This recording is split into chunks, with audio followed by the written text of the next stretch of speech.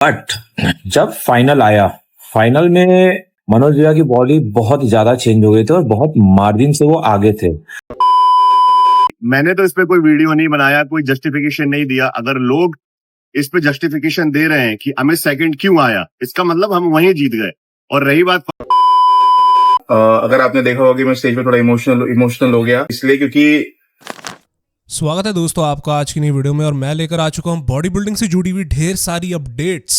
अभी दोस्तों साल खत्म होने वाला है और साल खत्म होने से पहले मैं लेकर आ चुका हूं जो कि बहुत ही बड़ी अपडेट्स आ रही हैं। और शेरू क्लासिक दोस्तों खत्म हुए हुए अब काफी टाइम हो चुका है, लगा लो 4 दिन हो चुके होंगे। क्या दोस्तों रिएक्शंस रहता है बॉडी बिल्डर्स का? मैं जानता हूँ बहुत ही टाइम के बाद वीडियो आ रही है, लेकिन दोस्तों क्या रिएक्शन रहता है, पूरी स्टोरीज मैं यहाँ पे कवर करने वाला हूँ। साथ ही में कुछ अपडेट्स भी हमको यहाँ पे देखने को मिली एथलीट्स की तरफ से। दोस्तों स्टार्टिंग से लेकर एंड तक मसाला भरा हुआ है, आप लोगों को ये वाले एपिसोड में मजा आने वाला है। तो फिर बिना किसी देरी के हम लोग इस वीडियो को शुरू करते हैं।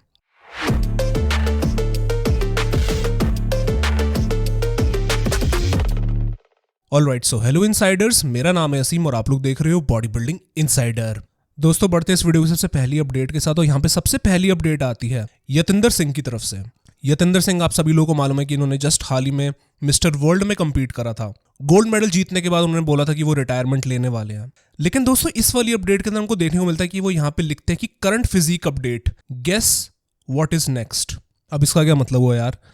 देखो यतिंदर सिंह तो कह चुके हैं कि वो रिटायरमेंट ले चुके हैं। अभी उन्होंने क्लैरिटी के साथ नहीं बोला था कि वो किस चीज से उन्होंने रिटायरमेंट लिया। क्या उन्होंने प्रॉपर बॉडी बिल्डिंग करियर से रिटायरमेंट लिया या फिर अपनी फेडरेशन से रिटायरमेंट लिया? जनरली मेरे को भी इस चीज के बारे में नहीं मालूम है कि यतिंदर सिंह का क्या प्लान होने वाला है। बट यहाँ पर अगर वो लिख रहे हैं कि गेस व्हाट इज नेक्स्ट, तो मैं यहाँ पे एज्यूम कर रहा हूँ, मैं यहाँ पे स्पेक्यूलेट करना चाहूंगा कि यहाँ पे हो सकता है कि यतिंदर सिंह शेरू क्लासिक या फिर IFBB के अंदर compete करने का सोच रहे होंगे। देखो अभी कोई बहुत बड़ी बात नहीं, क्योंकि बहुत से जो बॉडी बिल्डर्स है, लाइक अंकुर शर्मा की बात कर लो, नरेंद्र यादव की बात कर लो, जो बहुत से बड़े लेजेंड बॉडी बिल्डर्स हैं जो दूसरी फेडरेशन में compete करा करते थे IBBF जैसी फेडरेशंस में, वो IFBB के अंदर आ रहे compete करने के लिए। तो क्या इस बात की बुनियाद पे हम लोग सोच सकते हैं कि क्या यतिंदर सिंह भी आ सकते हैं IFBB के अंदर compete करने के लिए? इस चीज का जवाब वही जानते हैं और वही हम लोग को अपडेट देंगे इस चीज के बारे में। फिलहाल दोस्तों यतिंदर सिंह की कुछ करंट फिजिक अपडेट हमको देखने को मिलती है और उन्होंने गेस्ट पोजिंग भी करी थी शेरू में। तो आपको दोनों की मैंने चीजें आपको बता के रखी हैं और करंटली शेप में भी नजर आ रहे हैं यतिंदर सिंह। देखते हैं दोस्तों क्या प्लान होता है इनकी तरफ से।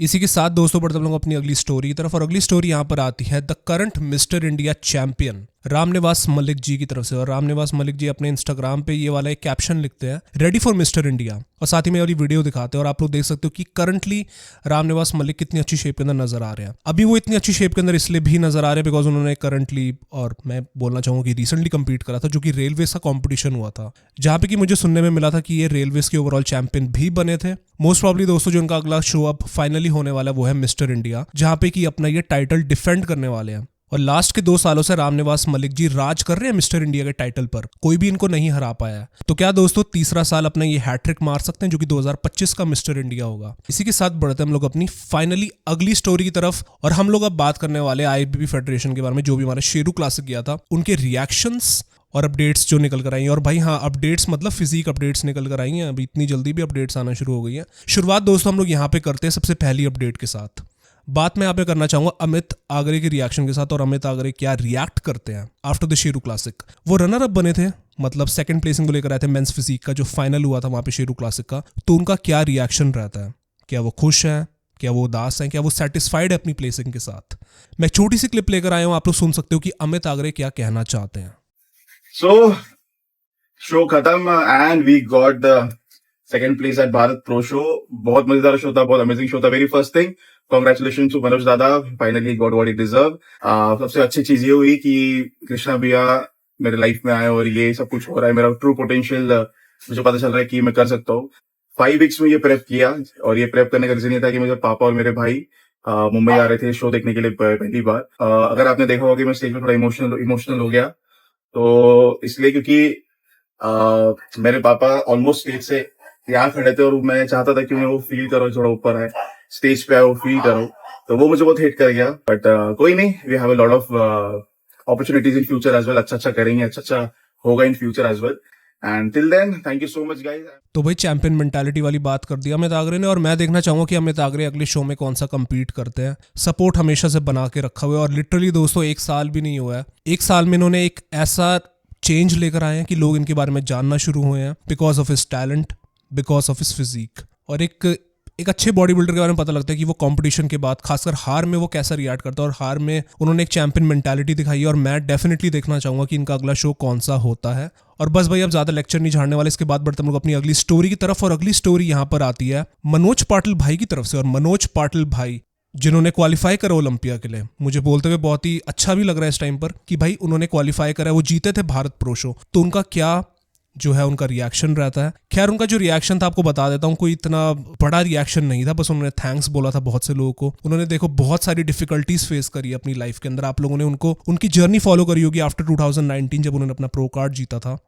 बहुत सी परेशानियां उनके साथ आई, एंड डेफिनेटली मैंने भी वो सारी चीज़ें विटनेस करी है फर्स्ट हैंड। हम उनकी प्रोफाइल देखा करते थे ऑनलाइन, कितना कुछ हो आपको उनके बारे में मिल जाएगा अगर आप लोग सर्च करोगे तो हिस्ट्री डेफिनेटली डार्क है, बट एक लाइट जो है निकल कर आई है जब उन्होंने जीता था शेरू क्लासिक इस साल का। तो एक हमको पॉजिटिव चीज इसके अंदर देखनी चाहिए। और साथ ही में शेरू क्लासिक जीतने के बाद मनोज पाटिल अपने लोगों के पास जाते और उनके साथ सेलिब्रेट करते अपनी विक्ट्री, अपनी जीत, और अपनी ट्रॉफी लेकर जाते। और एक अच्छा सेलिब्रेशन हमको देखने को मिलता है मनोज पाटिल के स्टेटस में, मैंने देखा था। तो ये दोस्तों कुछ हाल रहता है, और ये कुछ रिएक्शन या आप मान लो कि इनकी सेलिब्रेशन रहती है आफ्टर द शो।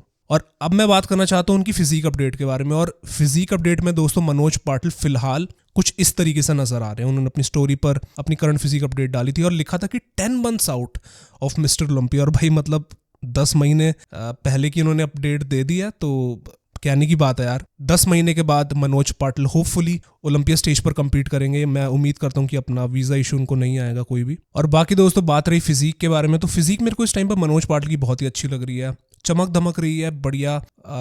देखो कंपटीशन जस्ट अभी खत्म हुआ है, तो अच्छी ही लगेगी इस टाइम पर फिजिक। बस इतना ही बोलूंगा दोस्तों कि मनोज पाटिल और कितना इंप्रूवमेंट ला सकते हैं, क्या इंप्रूवमेंट लेकर आ सकते हैं मिस्टर ओलंपिया के पैकेज के साथ। खैर हमारे पास 10 महीने हैं उस चीज के बारे में बात करने के लिए। बस फिलहाल आपको मैं ये कुछ फिजिक अपडेट दिखाना चाहता था मनोज पाटिल भाई की तरफ से। तो once again congratulations to Manoj Patil and unstoppable Sid भाई। इसके बाद दोस्तों मैं यहाँ पे बात करना चाहता हूँ हमारी अगली अपडेट के बारे में। और अगली अपडेट दोस्तों यहाँ पर आती है शुभम कांदू की तरफ से, जो कि अभी हाल ही में ना केवल प्रो कार्ड जीते हैं भाई, लेकिन ओवरऑल प्रो कार्ड जीते हैं मेंस फिजिक का। तो ये एक अलग ही शान होती है। तो भाई यहाँ पे उनके बारे में बात करूँ तो यहाँ पे उनका एक स्टेटस हमको यहाँ पे देखने को मिलता है। कहते हैं कि भाई मार्च या अप्रैल के आसपास वो compete करना चाहते हैं, मतलब एक तरीके से हिंट देते हैं, अभी कंफर्म नहीं है। तो मार्च और अप्रैल के बीच में जो शो बैठ रहा है वो है चाइना DBS प्रो शो, ऐसे ये DMS प्रो शो ऐसे करके कुछ है। अगर आप लोग IFBB की वेबसाइट पे देखते हो तो चाइना प्रो शो हो सकता है कि वो compete कर सकते हैं यहाँ पे। कंफर्म्ड नहीं है बट देखते हैं क्या होता है। मतलब भाई अभी जस्ट जीते हैं प्रो कार्ड और अभी से ही चुल मची हुई है compete करने की। तो भाई बढ़िया बात है, चुल तो होनी चाहिए। वही एक एथलीट की एक मेंटालिटी होती है, चैंपियन मेंटालिटी होती है। तो बस यार यही बोलना चाहूंगा, देखते हैं दोस्तों क्या करते हैं वो। और उसी के साथ दोस्तों जो ओवरऑल चैंपियन बने थे 2022 के एमेच्योर ओलंपिया में, जिनका नाम है लवप्रीत सिंह, उनके बारे में बात कर लेते हैं दोस्तों। उनके अंदर भी दोस्तों अब चुल मच रही है compete करने की, बिकॉज उनकी तरफ से मैं करंट फिजिक अपडेट लेकर आ चुका हूँ। लवप्रीत सिंह दोस्तों कुछ इस तरीके से इस टाइम पर नजर आ रहे हैं। लिखते हैं इस अपने कैप्शन में कि after getting so many compliments about my size last weekend in the IHFF expo, this is my current physique update, bulking update 6 months out from my next pro show. और अपने कोच को भी tag करते हैं, Harry Sandhu को। तो भाई यहाँ पर लवप्रीत सिंह जो है उनके अंदर भी भाई चुल मची हुई है। वो बताते हैं कि 6 महीने के बाद वो compete करने वाले हैं। कौन सा प्रो शो होता है, कैसा प्रो शो होता है, अभी तक ऐसा कुछ बताया नहीं है। बट दोस्तों लवप्रीत एम्फसाइज करते हैं इस पोस्ट में कि उन्होंने साइज गेन करा है। क्या उन्होंने करा है साइज गेन, आइए देख लेते हैं। फ्रंट वाले पोस्ट के अंदर मैं डेफिनेटली देख सकता हूँ कि arms and shoulders are looking good, और अच्छा खासा वहां पे जो है मास देखा जा सकता है। साथ ही में लवप्रीत भाई की वेस्ट भी देखी जा सकती है कि थोड़ी सी बढ़ चुकी है, बिकॉज वो बल्किंग कर रहे हैं। तो वो ऑब्वियसली ये तो ऐसा होगा ही होगा। तो फ्रंट साइड से मैं कह सकता हूँ कि हाँ यहाँ पे उन्होंने साइज गेन करा है। बैक साइड की बात करी जाए तो यहाँ पर मैं और देखना चाहूंगा कि 6 महीने के अंदर वो क्या इंप्रूवमेंट्स लेकर आते हैं।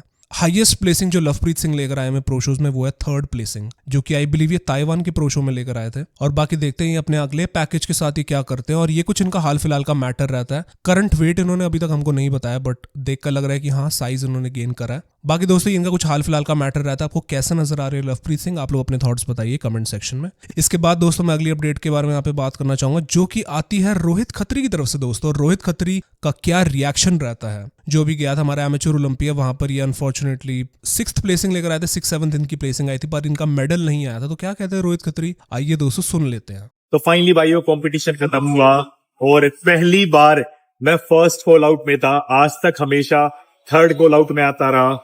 थोड़ा सा ऐसे था कि यार 6th की जगह 5th हो जाता तो एक मेडल आ जाता, क्योंकि 1st, 2nd, 3rd और 5th इन 5 लोगों को मेडल मिलते हैं, बट कोई बात नहीं, पूरे इंडिया के बेस्ट एथलीट यहाँ पर आते हैं। मुझे पता है कि मैंने कितना मेहनत की थी इस प्रेप में और कितना अपनी बॉडी को अपग्रेड किया। और एक लास्ट उसी इसके बाद दोस्तों बढ़ते हम लोग अपने इंटरनेशनल बॉडी बिल्डर्स की अपडेट के बारे में। और यहाँ पे सबसे पहली अपडेट जो आती है वो आती है आंड्रे ड्यू की तरफ से। मेंस फिजिक के दोस्तों बड़े ही चहीते बॉडी बिल्डर, आप लोगों के बहुत ही फेवरेट एथलीट हैं आंड्रे ड्यू। आंड्रे दोस्तों अपनी करंटली जो फिजिक दिखा रहे हैं उसके अंदर बढ़िया साइज इनका देखा जा सकता है। मैंने आपको इनकी पिछली अपडेट जब दिखाई थी, मतलब कुछ टाइम पहले, बहुत पहले दिखाई थी, तब इन्होंने काफी अपना साइज लूज कर दिया था। तभी अपनी शायद टीआरटी डोसेस पे थे या फिर काफी कम डोसेस से ले रहे थे स्टेरॉइड्स की। बट अभी फिलहाल लग रहा है कि ये फुल ऑन ब्लास्टिंग मोड पर आ चुके हैं। और ब्लास्टिंग मोड पे आप इनकी करंटली फिजिक देख सकते हो कि काफी सारी अपडेट्स ये अपनी दे रहे हैं। अब इनकी कोच हुआ करते थे हानी रैम्बोट, और अभी फिलहाल हानी रैम्बोट तो अभी अलविदा कह चुके हैं। कंपेटिटिव बॉडी बिल्डिंग की जो प्रेप कोचिंग वगैरह होती है उसको तो ये अलविदा कह चुके हैं। तो अभी फिलहाल कौन कोच होने वाले आंड्रे ड्यू के, if is making a come back, तो देखते हैं भाई इनके अगले कोच कौन से होने वाले। बट फिलहाल दोस्तों Andre is looking absolutely crazy, huge नजर आ रहे हैं, बॉडी कंडीशन नजर आ रही है। तो अगले साल का दोस्तों इनका प्लान होने वाला है कम्पीट करने का। मैं अज्यूम कर रहा हूँ। आपको कैसे नजर आ रहे हैं दोस्तों आंड्रे ड्यू,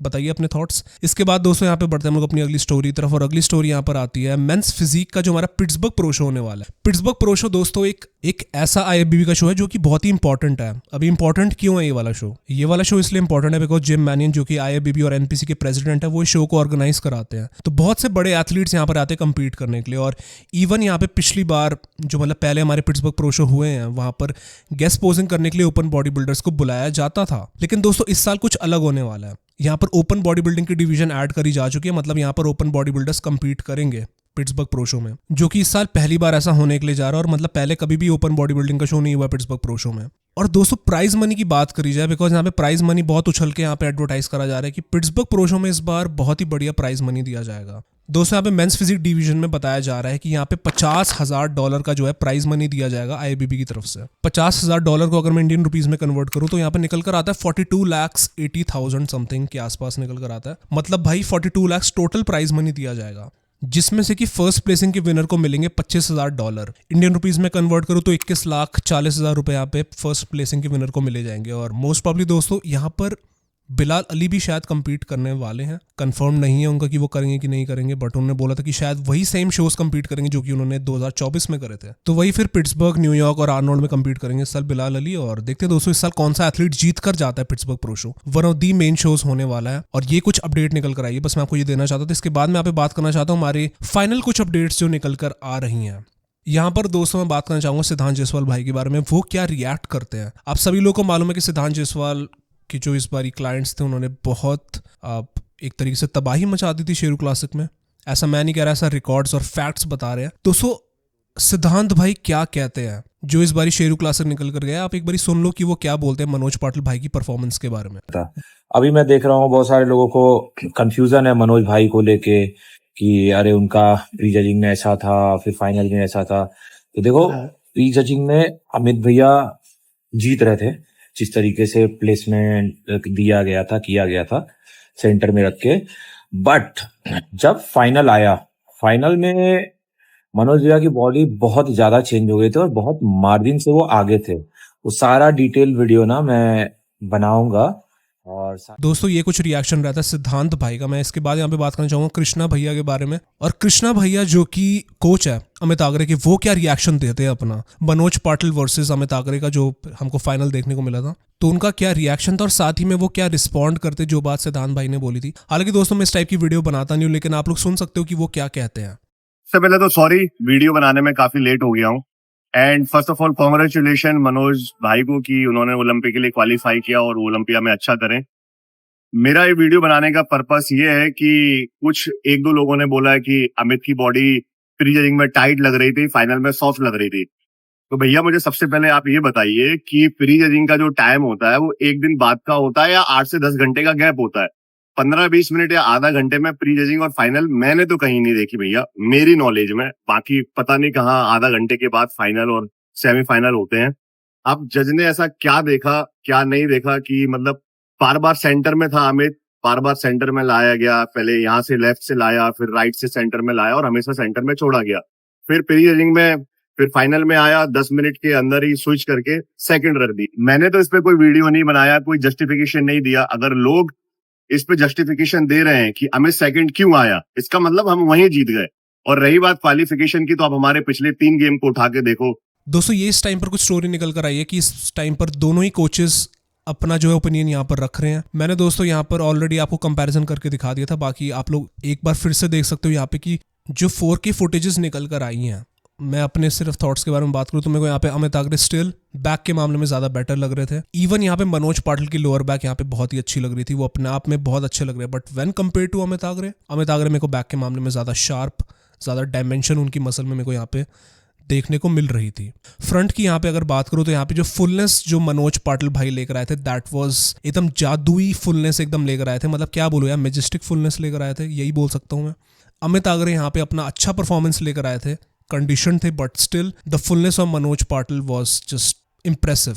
बढ़िया पैकेज वो था एकदम उनका। क्लोज का मामला था। बाकी मैंने आप लोगों से पूछा था कि आपको कौन सा एथलीट यहाँ पे पसंद आ रहा था। आप लोगों के थॉट्स थे, आप लोगों ने, कई लोगों ने बोला कि मनोज पाटिल डिजर्विंग थे, कई लोगों ने बोला था कि अमित आगरे डिजर्विंग थे। क्लोज का मुकाबला था, but I don't think so कि यहाँ पे कोई इतना बड़ी रॉबरी हुई है, ऐसा कुछ हुआ है। सो जस्ट दोस्तों पॉजिटिव रखिए, congratulations to both the athletes. मैं यहाँ पे देखना चाहूंगा यहाँ पे एथलीट्स को ग्रो करता हुआ मनोज पाटिल ओलंपिया में अच्छा परफॉर्म करे। मैं देखना चाहूंगा कि यहाँ पे अमित आगरे जल्द ही क्वालिफाई करे ओलंपिया के लिए। बस दोस्तों ये वाला कुछ अपडेट इन दोनों से ही जुड़ा हुआ था, तो मैंने आप लोगों को बता दिया है सिद्धांत भाई और कृष्णा भाई की तरफ से। और दोस्तों मैं ये वाली वीडियो खत्म होने से पहले मैं शाउट आउट देना चाहूंगा यहाँ पे वुमेन्स बिकिनी डिवीजन के अंदर जो हमारी इंडियन एथलीट्स ने यहाँ पे कम्पीट करा है। 7th प्लेसिंग पे यहाँ पे दोस्तों हमारी इंडियन एथलीट ऋतुजा हिक्शिति, आई होप कि मैं इनका नाम ठीक से प्रोनाउंस कर रहा हूँ, sorry if I am not pronouncing it correctly. इन्होंने दोस्तों यहाँ पे 7th प्लेसिंग हासिल करी है इंटरनेशनल प्रो शो में, शेरू क्लासिक में। बहुत बहुत बधाई हो इनको। इसके बाद दोस्तों यहाँ पर प्रेरणा अंचन जो कि 13th प्लेसिंग लेकर आती है, यानी कि सेकंड लास्ट प्लेसिंग लेकर आती है। और इन दोनों ही इंडियन एथलीट्स ने यहाँ पे बिकिनी डिवीजन के अंदर कम्पीट करा था, जो हमारा मुंबई प्रो शो हुआ था वहां पर। दोनों को ही मैं यहाँ पे कॉन्ग्रेचुलेशंस कहना चाहता हूँ। Unfortunately due to men's physique का जो हम लोग यहाँ पे रिजल्ट कवर कर रहे थे और यहाँ पे बहुत सारा जो हंगामा मचा हुआ था मनोज पाटिल भाई जब जीत गए थे, तो अनफॉर्चुनेटली जो हमारा ध्यान था यहाँ पे वुमेन्स डिवीजन पे, बिकिनी डिवीजन पे इतना नहीं जा पाया। तो यहाँ पे मैं कॉन्ग्रेचुलेशंस करना चाहता हूँ to every single women's athlete.